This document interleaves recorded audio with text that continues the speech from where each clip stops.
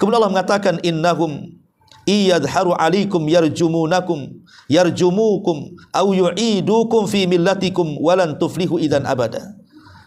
Sesungguhnya jika mereka dapat mengetahui tempatmu. Jadi ini sesama 7 orang anak muda ini saling menasihati.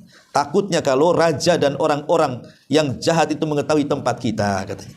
Niscaya mereka akan melempari kita dengan batu atau memaksa kita untuk kembali ke agama mereka. Dan jika demikian niscaya kita tidak akan beruntung selamanya. Maka disuruh kalau kau ke kota membeli makanan itu jangan sampai ada orang yang tahu gitu. Kalau Allah mengatakan wa kadzalika a'tsarna 'alaihim liya'lamu anna wa'dallahi haq wa anna as-sa'ata la raiba fiha id yatanaza'una bainahum amrahum faqalu ibnu 'alaihim bunyanan rabbuhum a'lamu bihim qala alladhina ghalabu 'ala amrihim lanattakhidanna 'alaihim masjida.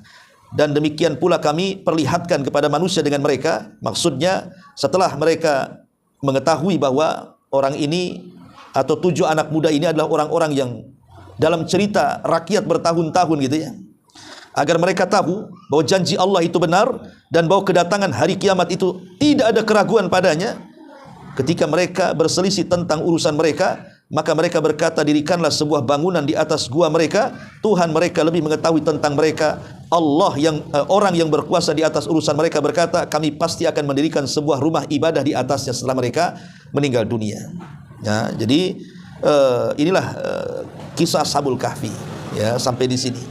Kemudian bercerita setelahnya tentang berapa jumlah mereka. Ada yang mengatakan 3 orang dan yang keempatnya anjing, ada yang mengatakan 5 orang dan yang keenamnya anjing, dan ada yang mengatakan 7 orang dan yang kedelapannya anjing. Tetapi yang betul adalah 7 orang dan yang kedelapannya adalah seekor anjing gitu ya. Dan ketika kemudian mereka meninggal dunia, maka mereka pun dibuat papan, kemudian nama-namanya disebut di situ. Itulah yang disebut dengan Araqim, supaya ada bekas-bekas sejarahnya dan dikenang oleh masyarakat setelahnya.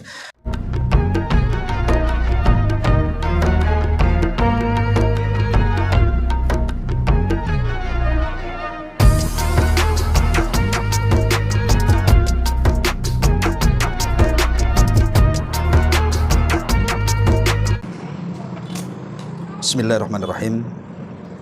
Assalamualaikum warahmatullahi wabarakatuh. Alhamdulillah wassalatu wassalamu ala Rasulillah wa ala alihi wa sahbihi wa mawalah wa la hawla wa la quwwata illa billahi wa ba'du. Alhamdulillah, segala puja dan puji hanya milik Allah Subhanahu wa taala. Salawat dan juga salam kita hadiahkan kepada Rasul kita Nabi besar Muhammad sallallahu alaihi wa ala alihi wasallam. Alhamdulillah, di malam ini kembali kita bisa duduk untuk bertalabul ilmi. Dan pembahasan di malam hari ini kita akan membahas satu kisah dalam Al-Quran. Kisah ini disebut Ashab Ar-Raqim atau disebut dengan Ashabul Kahfi.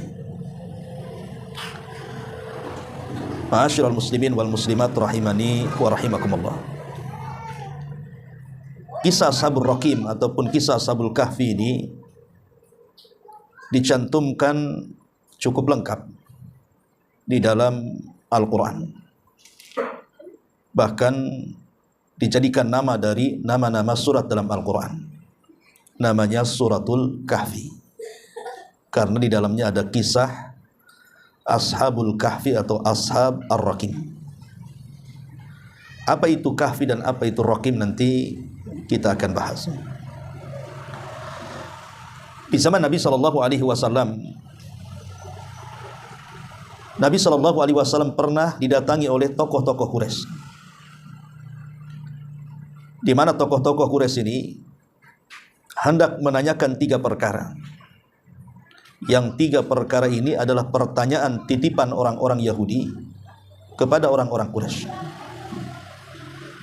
Kalau Nabi SAW sanggup menjawab, maka berarti dia seorang Nabi, karena pertanyaan ini tidak bisa dijawab kecuali seorang Nabi. Tapi kalau tidak bisa dijawab, berarti dia bukan seorang Nabi. Akhirnya kemudian para pembesar Quraisy ini mendatangi Nabi SAW dan mereka berjanji akan beriman kalau Nabi bisa menjawab 3 soalan.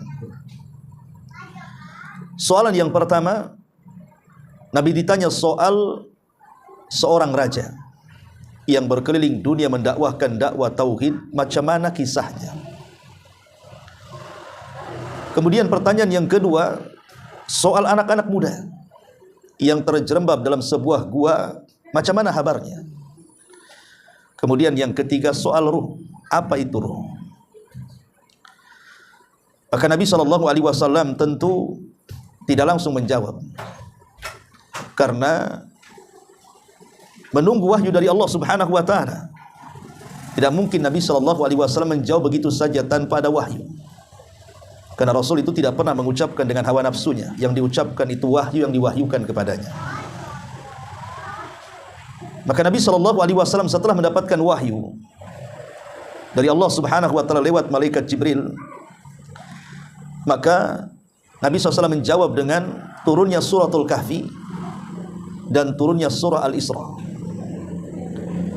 Adapun dalam surah Al-Kahfi menjawab 2 soalan tentang seorang raja yang berkeliling dunia dan tidak pernah duduk di singgasananya dalam rangka berdakwah kepada Allah Subhanahu wa Ta'ala. Maka raja ini disebut di dalam suratul Kahfi dengan sebutan Dzulqarnain.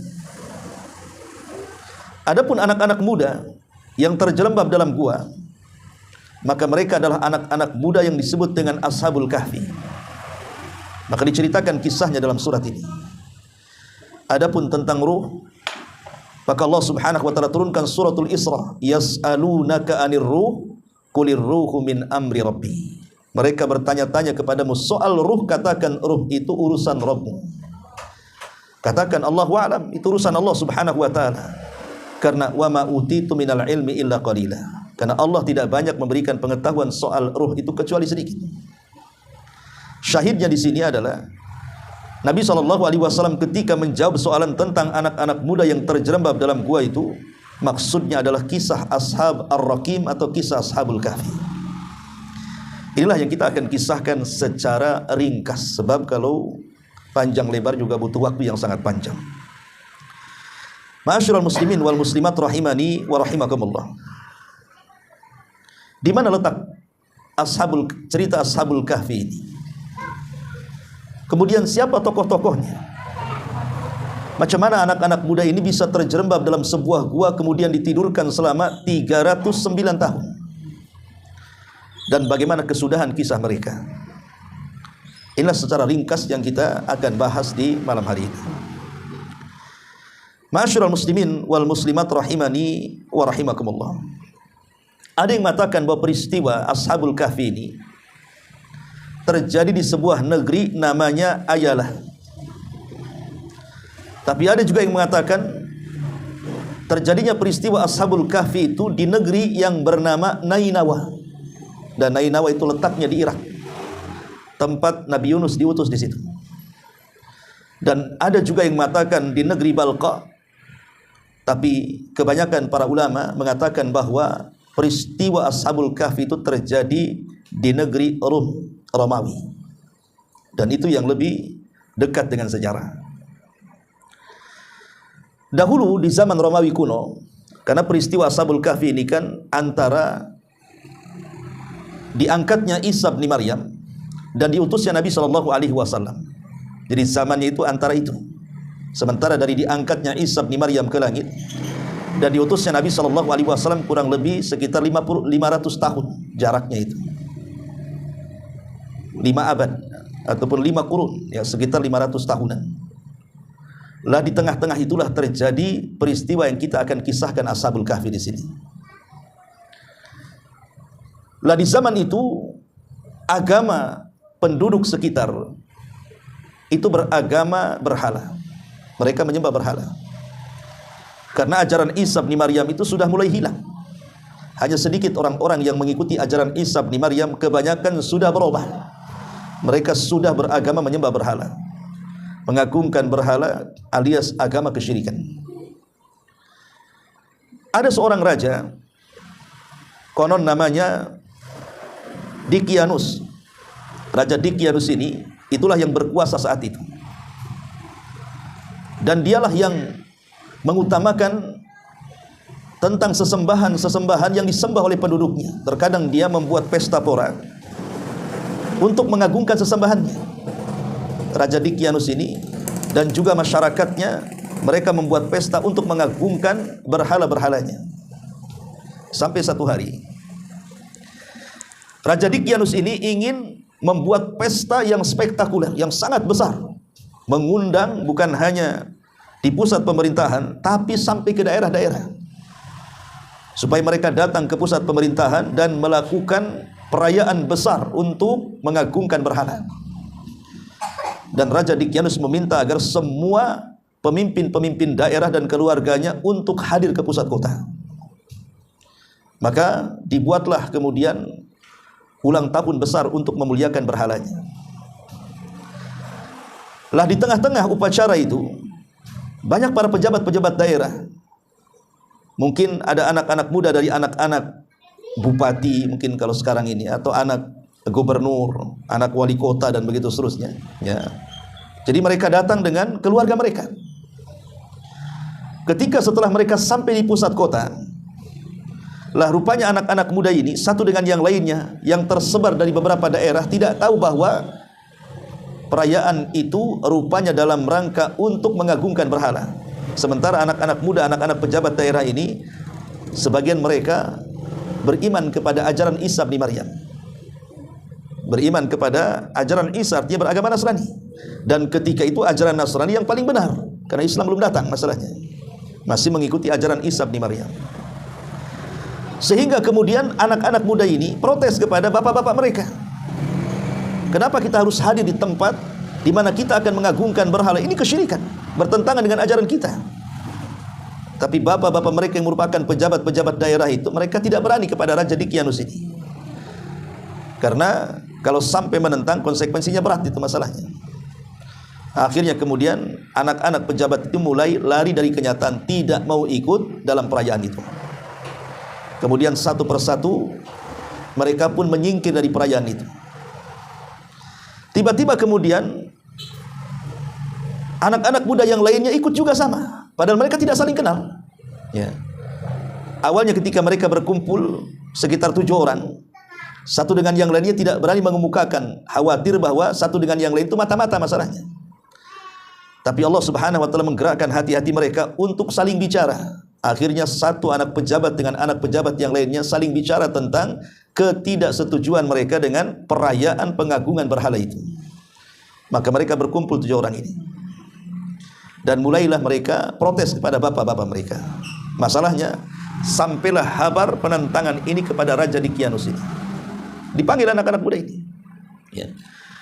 Dan kebiasaan, siapapun yang menentang raja, maka tidak akan selamat. Pasti mereka akan dibunuh. Tetapi Allah Subhanahu wa taala berikan keberanian kepada 7 anak muda ini untuk bicara di hadapan raja, bahwa apa yang raja lakukan ini sebuah penyimpangan, sebuah kesalahan, menyembah berhala. Harusnya yang disembah itu adalah Allah Subhanahu wa taala. Akhirnya kemudian Allah Subhanahu wa taala masih melembutkan sang raja, tidak lantas kemudian ditangkap dan dieksekusi karena menentang raja, tidak. Tapi raja masih memberikan kesempatan beberapa hari untuk rujuk, dan mereka mau menyembah berhala yang disembah oleh kaumnya. Lah ketika mereka diberikan kesempatan untuk beberapa hari merenung, itulah digunakan untuk kabur dari kerajaan. Akhirnya mereka pun lari dari kerajaan itu. Ya, tadi ada yang mengatakan tempat lari guanya itu ada di sebuah tempat namanya Ayalah, ada yang mengatakan di Nainawa, ada yang mengatakan di Balqa, tapi ada juga yang mengatakan di Romawi sana. Tiba-tiba Allah Subhanahu wa taala arahkan anak-anak muda ini untuk bersembunyi di gua. Dan gua ini cukup dalam, makanya bahasanya disebut Al-Kahfi. Karena dalam bahasa Arab gua itu ada 2 bahasa, ada Al-Ghar, ada Al-Kahfi. Kalau Al-Ghar itu seperti gua Hira, yang Rasul mendapatkan wahyu itu ghar. Ghar itu semacam lubang saja dia.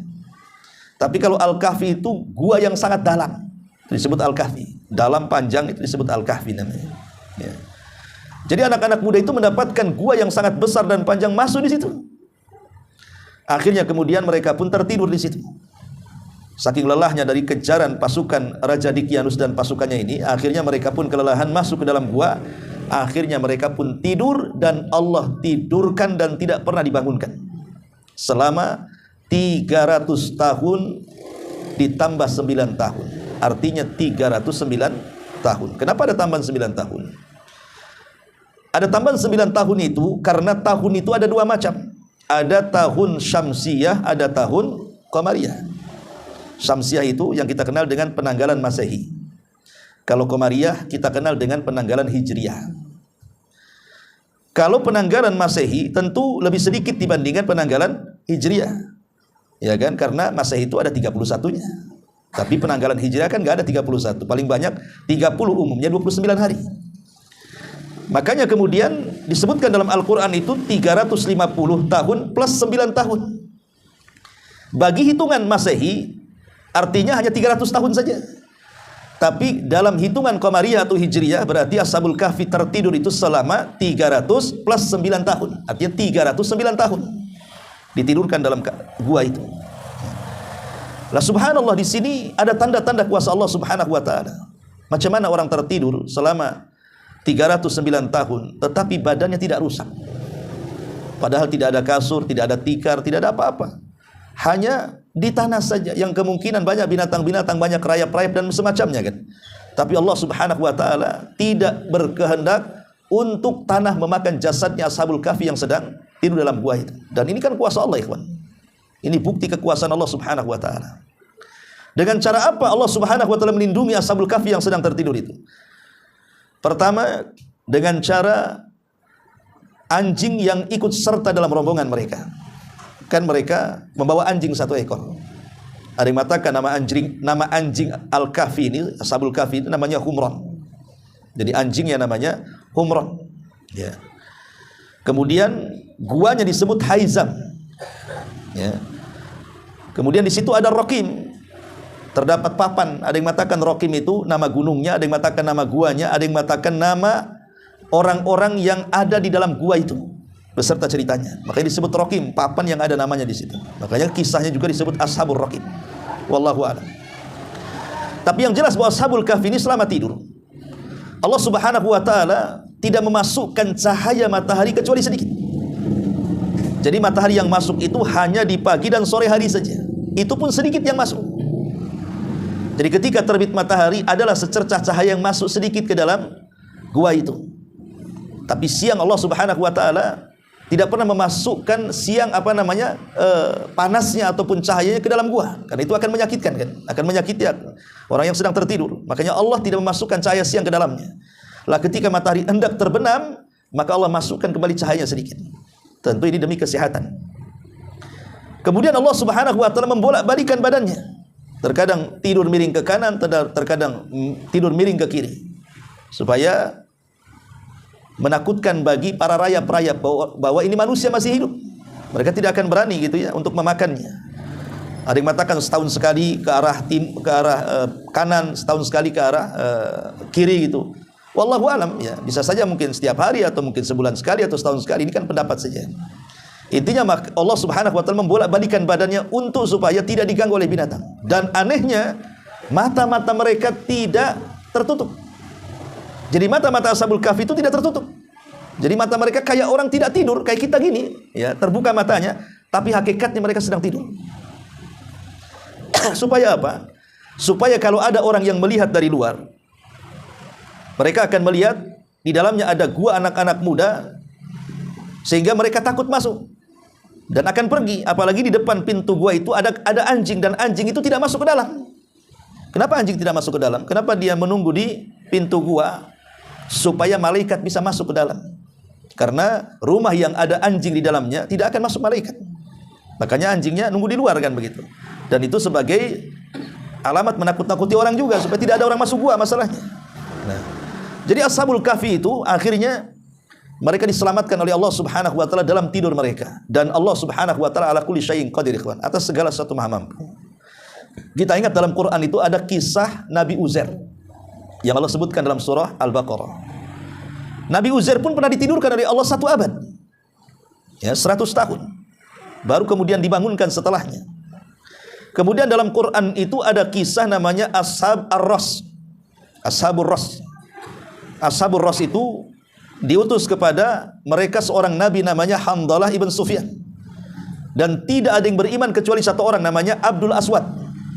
Dan Abdul Aswad inilah yang menolong Nabi Handalah ketika dipenjara dalam sumur. Dia yang mencari makanan, mengambil kayu bakar di hutan, kemudian menjual, kemudian dibelikan makanan, kemudian diulurkan sampai ke dalam gua supaya dia tidak mati dalam gua. Ketika Abdul Aswad kelelahan, akhirnya ditidurkan oleh Allah selama 14 tahun. Jadi miring ke kanan 7 tahun dia tidur, miring ke kiri 7 tahun dia tidur, maka selama 14 tahun baru dia bangun. Jadi tidak mustahil bagi Allah Subhanahu wa taala menidurkan orang bertahun-tahun lamanya, termasuk Ashabul Kahfi yang paling lama ya, disebutkan dalam Quran itu 300 plus 9 tahun. 300 tahun plus 9 tahun. Ya. Dan Allah ala kulli syai'in qadir. Allah atas segala sesuatu maha mampu. Sampai pada waktunya akhirnya Allah Subhanahu wa taala berkehendak mereka bangun. Lah sementara orang-orang ini yang hilang dari kerajaan ini kan dicari orang tuh. Terutama keluarganya kan mencari itu. Ayah-ayah mereka yang merupakan pemimpin-pemimpin itu mencari mana anak-anak mereka. Ya, sehari tidak ketemu, sebulan, setahun, sehingga akhirnya mereka hanya bisa dikenang. Ya, anak-anak muda ini hanya bisa dikenang dan dibicarakan bahwa ada 7 anak muda, anak pejabat menghilang pada acara spektakuler yang diadakan oleh Raja Dicyanus ini. Sehingga ketika raja sudah meninggal, orang-orang tuanya juga sudah meninggal, generasi mereka juga sudah meninggal, tapi cerita tentang anak-anak muda itu dibicarakan ratusan tahun. Nah, setelah anak-anak muda ini bangun, kemudian satu dengan yang lainnya saling bertanya, kita ini tidur berapa hari, berapa bulan, berapa tahun? Mereka menyangka bahwa mereka tidur itu hanya sehari atau mungkin separuh hari. Karena mereka ketika tidur itu di waktu zuhur dan mereka bangun di waktu asar. Jadi seolah-olah hanya setengah hari saja atau kurang dari setengah hari. Akhirnya karena mereka tidur begitu lama, mereka haus, mereka lapar, kemudian mereka menyuruh salah seseorang mereka untuk membeli makanan. Tapi dinasihati oleh kawan-kawannya, karena mereka adalah orang-orang yang sedang dikejar-kejar kerajaan, maka carilah makanan dengan sembunyi-sembunyi, jangan ada orang tahu. Kemudian dibekali warik. Makanya Allah mengatakan biwarikikum hadza. Artinya warik itu semacam uang dari perak. Jadi ada uang dari emas namanya dinar, ada uang dari perak namanya dirham. Ya, warik itu semacam dirham dari perak, dan di situ ada gambar Raja Dicyanus yang sudah mati. Sudah mati ratusan tahun. Sehingga ketika anak muda ini keluar mencari makanan, dia heran kenapa pada berubah. Dia namanya sudah 300 tahun lebih kan gitu ya. Tentu banyak perubahan dari segi pembangunan bangunan, orang-orangnya dan begitu seterusnya. Yang anehnya lagi ketika dia membeli makanan. Setelah dia membeli makanan, tiba-tiba kemudian pedagangnya meminta bayaran, maka dia mengeluarkan uang itu, warik tadi, uang dari fiddah yang bergambarkan Raja Dicyanus itu. Ya tentu penjual kaget lah kan begitu. Ini uang apa ini? Ini bukan uang biasa, di zaman ini udah nggak ada lagi uang itu. Disangkanya itu adalah harta karun. Sehingga pedagang ini mengatakan, kau dapat uang dari mana uang itu katanya. Karena curiga, akhirnya ditangkaplah kemudian anak muda ini, kemudian dibawa ke istana, dihadapkan kepada raja. Rupanya raja yang berkuasa itu tidak sebagaimana Raja Dicyanus. Raja yang berkuasa di zaman itu sudah beriman. Orangnya ahli ibadah, orangnya beriman, orangnya taat kepada ajaran Isa bin Maryam. Jadi Nasrani taat sesuai dengan ajaran Isa bin Maryam. Orangnya baik, soleh. Ya. Jadi ketika kemudian diinterogasi oleh sang raja ini, maka berceritalah kemudian salah satu dari Ashabul Kahfi ini. Ketika raja bertanya soal uang itu, akhirnya kemudian dia bercerita. Nah, rupanya raja tidak percaya, karena memang cerita itu kan cerita rakyat gitu ya. Ada anak-anak muda dulu hilang 7 orang begini, tapi masih cerita itu masih terngiang-ngiang gitu di kerajaan itu, di masyarakat itu. Rupanya anak-anak muda itu yang dimaksud adalah orang-orang yang di hadapan mereka. Tapi raja penasaran, akhirnya setelah anak muda ini menceritakan bahwa ada kawannya yang 7 orang itu di dalam gua, maka raja semakin penasaran. Kemudian mengajak anak muda untuk ditunjukkan mana guanya. Berangkatlah kemudian raja dengan beberapa orang. Ketika sampai di gua, maka sang raja pun ketika hendak masuk dilarang oleh anak muda itu, karena takut mengejutkan kawan-kawannya. Jangan-jangan mau ditangkap gitu ya. Jangan-jangan mau ditangkap untuk dihukum. Sehingga kata anak muda ini, tunggu dulu biar aku masuk dan aku beritahu. Akhirnya anak muda ini kemudian masuk dan memberitahu teman-temannya. Setelah teman-temannya kemudian paham, mempersilahkan raja dan orang-orang masuk ke dalam gua, baru mereka bercerita. tentang kejadian 309 tahun yang silam di hadapan raja yang beriman di zaman itu. Setelah kemudian capek bercerita, mereka pun mengantuk. Maka mereka meminta izin untuk kembali ke tempat tidur itu. Rupanya setelah mereka kembali ke tempat tidur, kemudian tertidur, Allah subhanahu wa ta'ala mencabut nyawa 7 orang itu. Allah wafatkan Ashabul Kahfi. Maka raja pun merasa sedih, merasa terharu. Rupanya cerita itu ada dan mereka bisa melihat. Bukan cerita rakyat, bukan cerita hoak, tidak. Ada rupanya cerita itu. Akhirnya dalam rangka memuliakan anak-anak muda itu, mereka pun kemudian menguburkan anak-anak muda itu di dalam gua, kemudian di depan gua dijadikan tempat peribadatan. Ya tentu karena kejahilan.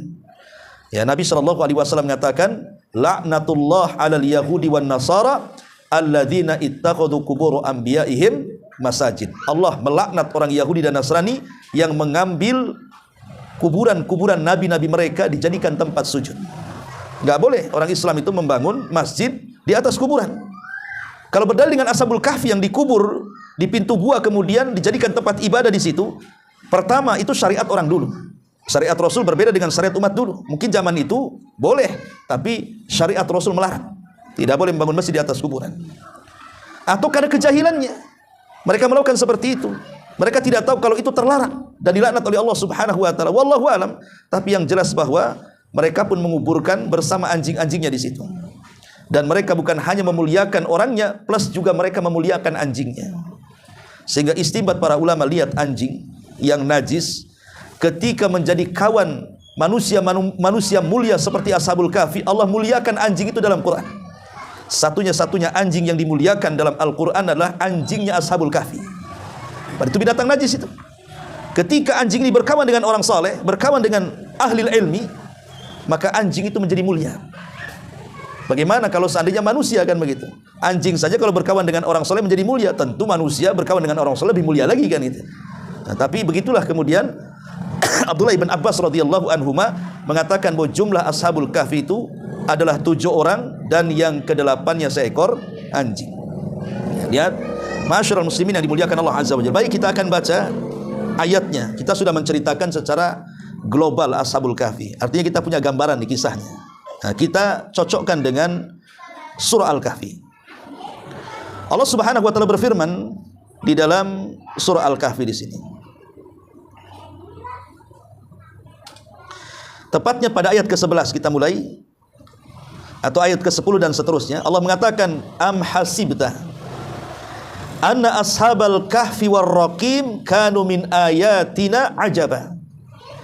Apakah engkau mengira bahwa orang-orang yang mendiami gua itu dan yang mempunyai raqim termasuk tanda-tanda kebesaran kami yang menakjubkan? Tadi saya katakan bahwa raqim di sini ada yang mengatakan itu semacam papan, di mana papan itu tertulis nama-nama orang-orang yang dalam gua itu, nama-nama dari 7 anak-anak muda dan juga anjingnya. Kemudian ditulis di papan itu. Nah, sehingga papan itu disebut raqim dan ceritanya disebut Ashabur Raqim. Ya. Tapi ada juga mengatakan Ashabul Kahfi karena mereka berada dalam gua. Kemudian Allah mengatakan idz awal fityah ilal kahfi faqalu rabbana atina min ladunka rahmatan wa hayyi lana min amrina rasyada. Ingatlah ketika anak-anak muda itu berlindung dalam gua, lalu mereka berdoa, ya Rabb kami, berikanlah rahmat kepada kami dari sisimu dan sempurnakanlah petunjuk yang lurus bagi kami dalam urusan kami. Jadi anak-anak muda ini berdoa kepada Allah agar Allah menyelamatkan mereka.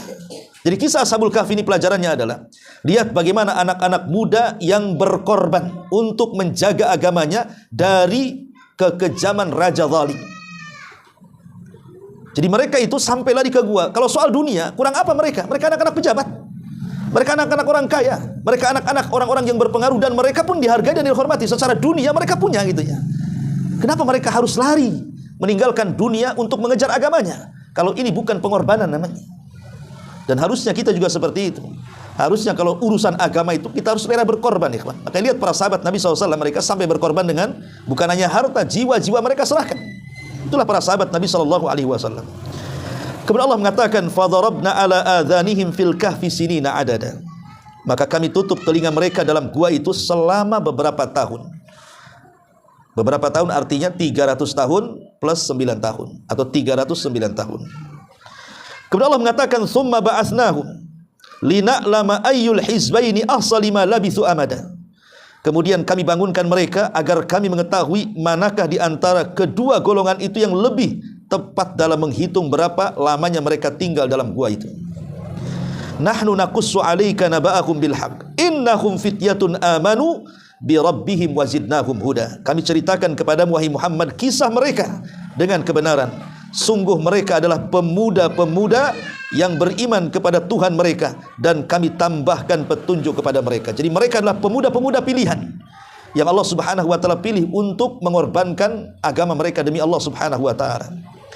Kemudian Allah mengatakan warabatna ala qulubihim idz qamu faqalu rabbana rabbus samawati wal ard lan nad'u min dunihi ilahan laqad qulna idzan syatata.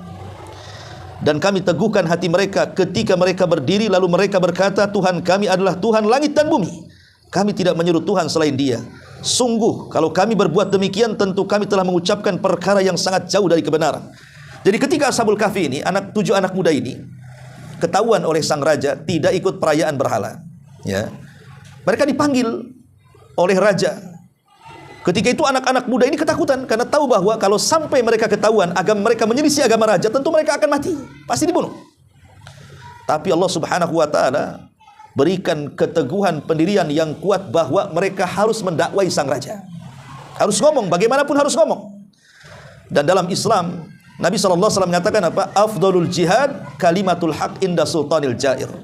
Seutama-utama jihad adalah kalimat yang terlontar dari kebenaran di hadapan penguasa yang zalim. Jadi kalau kita sanggup menasihati penguasa dan penguasa itu zalim, maka ini seutama-utama jihad. Kenapa? Karena risiko menasihati penguasa itu berat. Kalau sesama kita menasihati ya paling dibenci, kalau tidak suka dijauhi atau dicibir atau digibah kan. Tapi kalau penguasa tidak suka, bisa saja kita ditangkap dia.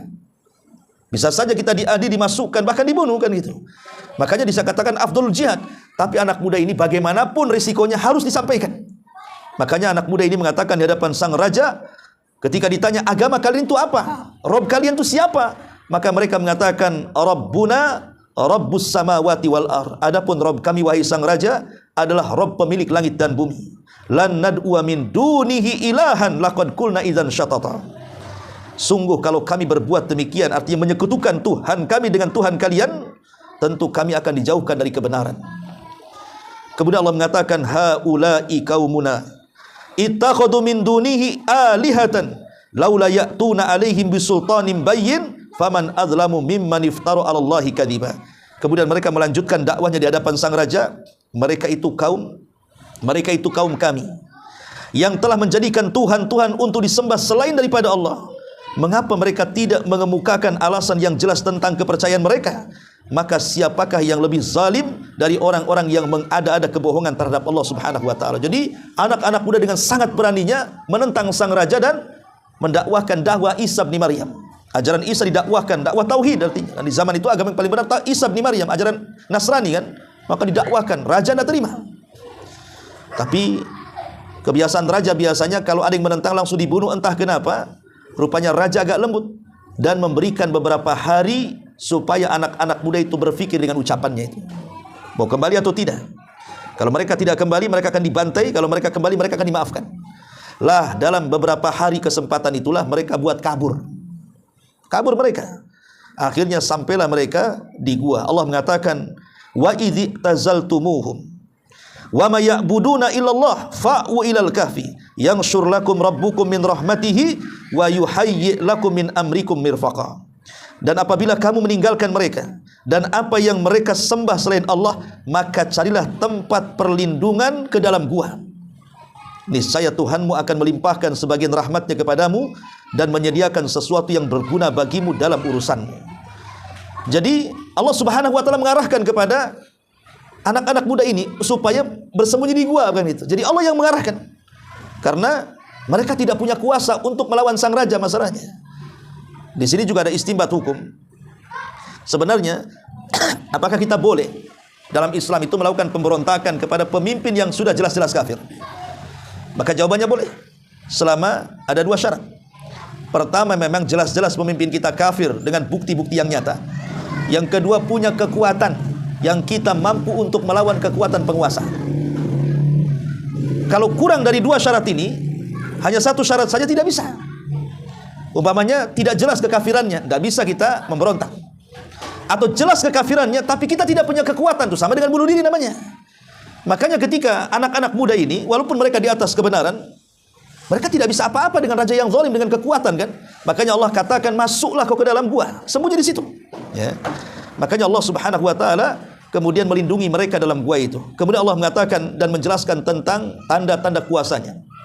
Wa taras syamsa idza tala'at tazawuru an kahfihim dzatal yamin wa idza gharabat taqriduhum dzatas shimal wa hum fi fajwatin minhu dzalika min ayatillah man yahdihillahu fahuwal muhtad wa man yudlil falan tajid lahu waliyyan mursyida. Dan engkau akan melihat matahari ketika terbit condong dari gua mereka ke sebelah kanan. Dan apabila matahari itu terbenam menjauhi mereka ke sebelah kiri, sedang mereka berada dalam tempat yang luas di dalam gua. Maksudnya, ulama tafsir mengatakan kalau terbit matahari, maka ada cahaya sedikit masuk ke dalam gua. Kemudian yang kedua, ketika matahari terbenam, ada cahaya sedikit masuk ke dalam gua. Jadi cahaya matahari itu hanya di dua waktu saja. Pertama pagi, karena memang itu untuk kesehatan kan itu ya. Kemudian sore itu menandakan akan masuknya waktu malam. Ya. Itulah sebagian dari tanda-tanda kebesaran Allah. Barang siapa diberikan petunjuk Allah, maka dialah yang mendapatkan petunjuk, dan barang siapa yang disesatkannya, maka engkau tidak akan mendapatkan seorang penolong yang dapat memberikan petunjuk kepadanya. Kemudian Allah Subhanahu wa taala katakan, wa tahsabuhum aiqadhan wa hum ruqud. Dan engkau mengira mereka itu tidur, padahal dan engkau mengira mereka itu tidak tidur, padahal mereka tidur. Jadi ketika Allah tidurkan mereka, mata mereka tidak tidur. Jadi ya, mata mereka itu nampak kayak kita begini, tapi sementara mereka itu sedang tidur. Kenapa? Tadi saya katakan tadi untuk menjaga mereka supaya kalau ada orang lewat ketakutan jadinya. Makanya lihat ayat selanjutnya, wa nuqallibuhum dzatal yamin wa dzatas shimal. Dan kami bolak-balikan badan mereka ke kiri dan ke kanan supaya tidak dimakan rayap-rayap bumi. Ya, terkadang geser ke sana, terkadang geser, sehingga makhluk bumi yang kecil-kecil itu takut dengan manusia. Kemudian wa kalbuhum basitun dhira'aihi bil wasid. Sementara anjing mereka membentangkan kedua lengannya di depan pintu gua. Lawit tala'ta 'alaihim lawallaita minhum firaran wala mulita minhum ru'ba. Dan jika kamu menyaksikan mereka, tentu kamu akan berpaling melarikan diri dari mereka, dan pasti kamu akan dipenuhi dengan rasa takut dari mereka. Kenapa? Karena di situ ada anjing. Kemudian anak-anak muda ini tertidur tetapi matanya melotot kan gitu ya. Bersinar dalam gua, ya tentu orang melihat jangan-jangan hantunya nggak akan masuk ke situ. Dan itu kuasa Allah melindungi sehingga tidak ada satupun orang yang masuk ke dalam gua selama 300 tahun lebih itu. Ini kuasa Allah Subhanahu wa taala. Kemudian Allah mengatakan, wa kadzalika ba'atsnahum liyatasaaluna bainahum. Dan demikianlah kami bangunkan mereka agar di antara mereka saling bertanya. Qala qailun minhum. Salah seorang di antara mereka berkata, kam labistum, berapa lama kau tinggal di sini? Qalu, sebagian mereka mengatakan, labisna yauman aw ba'dha yaum, kami tinggal sehari atau boleh jadi setengah hari. Jadi mereka tidak sadar kalau mereka sudah ratusan tahun tidur. Mereka menganggap bahwa mereka sedang tidur itu sehari atau setengah hari. Qalu rabbukum, maka Allah Subhanahu wa taala, Rabb kalian, a'lamu bima labistum, lebih tahu berapa banyak engkau tertidur di gua itu. Fab'atsu ahadukum biwarikikum hadhihi ilal madinati falyandur ayyuha azka ta'aman falyatikum birizkin minhu wal yatalattab wala yushiranna bikum ahada. Ayat ini dijadikan oleh para ulama sebagai pertengahan Quran. Kan ada kalimat wal yatalattab itu dibesarkan tuh biasanya tulisannya. Itu menunjukkan pertengahan Quran ya, ayat ini ya. Kemudian Allah Subhanahu wa taala berfirman, maka suruhlah salah seorang di antara kamu pergi ke kota dengan membawa uang perakmu, dan hendaklah dia melihat makanan-makanan yang lebih baik, dan bawalah sebagian makanan itu untukmu, dan hendaklah dia berlaku lemah lembut, dan jangan sekali-kali menceritakan halmu kepada siapapun, karena mereka menyangka bahwa mereka masih dalam kejaran gitu masalahnya. Minta jangan menceritakan dan jangan sampai diketahui orang. Kemudian Allah mengatakan, innahum iyadharu alaikum yarjumukum au yu'idukum fi millatikum walan tuflihu idzan abada. Sesungguhnya jika mereka dapat mengetahui tempatmu. Jadi ini sesama 7 orang anak muda ini saling menasihati. takutnya kalau raja dan orang-orang yang jahat itu mengetahui tempat kita, katanya. Niscaya mereka akan melempari kita dengan batu atau memaksa kita untuk kembali ke agama mereka. Dan jika demikian niscaya kita tidak akan beruntung selamanya. Maka disuruh kalau kau ke kota membeli makan itu jangan sampai ada orang yang tahu gitu. Dan Allah mengatakan wa kadzalika a'sarna 'alaihim liya'lamu anna wa'dallahi haqq wa anna as-sa'ata la raiba fiha id yatanaza'una bainahum amrahum faqalu ibnu 'alaihim bunyanan rabbuhum a'lamu bihim qala alladhina ghalabu 'ala amrihim lanattakhidanna 'alaihim masjida. Dan demikian pula kami perlihatkan kepada manusia dengan mereka, maksudnya setelah mereka mengetahui bahwa orang ini atau 7 anak muda ini adalah orang-orang yang dalam cerita rakyat bertahun-tahun gitu ya, agar mereka tahu bahwa janji Allah itu benar dan bahwa kedatangan hari kiamat itu tidak ada keraguan padanya. Ketika mereka berselisih tentang urusan mereka, maka mereka berkata, dirikanlah sebuah bangunan di atas gua mereka, Tuhan mereka lebih mengetahui tentang mereka. Allah yang orang yang berkuasa di atas urusan mereka berkata, kami pasti akan mendirikan sebuah rumah ibadah di atasnya setelah mereka meninggal dunia. Ya, jadi inilah kisah Ashabul Kahfi ya, sampai di sini. Kemudian bercerita setelahnya tentang berapa jumlah mereka. Ada yang mengatakan 3 orang dan yang keempatnya anjing, ada yang mengatakan 5 orang dan yang keenamnya anjing, dan ada yang mengatakan 7 orang dan yang kedelapannya anjing. Tetapi yang betul adalah 7 orang dan yang kedelapannya adalah seekor anjing gitu ya. Dan ketika kemudian mereka meninggal dunia, maka mereka pun dibuat papan, kemudian nama-namanya disebut di situ. Itulah yang disebut dengan araqim, supaya ada bekas-bekas sejarahnya dan dikenang oleh masyarakat setelahnya. Wallahu a'lam bishawab. Inilah di antara kisah Ashabul Kahfi, dan surah Al-Kahfi sendiri sunnahkan dibaca di hari Jumat. Ya, kita sunnah hukumnya membaca surah Al-Kahfi di hari Jumat. Wallahu a'lam bishawab. Mudah-mudahan ada manfaatnya. Subhanakallahumma bihamdika asyhadu an la ilaha illa anta astaghfiruka wa atubu ilaik. Allahu ta'ala alam. Assalamualaikum warahmatullahi wabarakatuh.